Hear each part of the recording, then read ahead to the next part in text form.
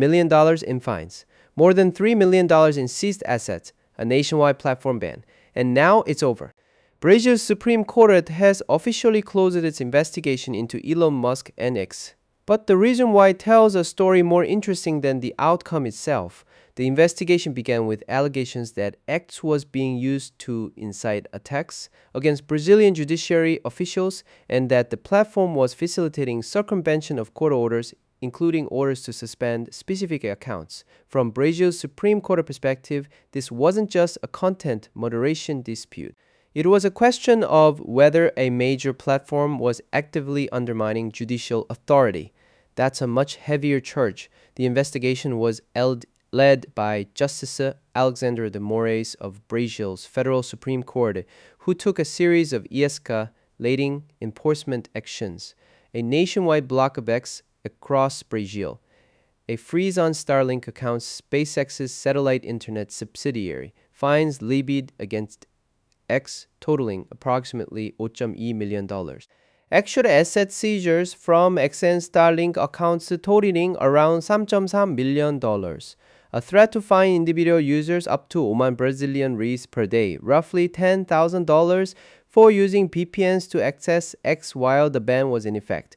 At its peak, this looked less like a regulatory dispute and more like a full-scale standoff between a sovereign government and one of the world's most powerful tech moguls. So why did it end? Attorney General Paulo Conet recommended closing the case, and Justice Moraes accepted. The federal policy, after nearly 2 years of investigation, could not establish that X had acted with fraudulent intent in violating court orders. Conet's conclusion: while irregularities existed, there was no evidence of deliberate deception or bad faith. In legal terms, the conduct may have been wrong, but it wasn't criminal. Moraes closed the case with the standard caveat that new evidence could reopen it, but in practice, this is done.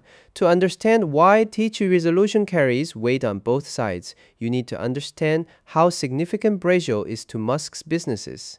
Brazil has approximately 17 million X users, one of the platform's largest markets globally. Starlink has surpassed 1 million subscribers in Brazil, driven heavily by demand in remote Amazon regions where terrestrial internet simply doesn't exist. For Musk, Brazil represents two high-stakes businesses converging on one geography. No wonder the standoff ran this long, and no wonder both sides ultimately found an off-ramp.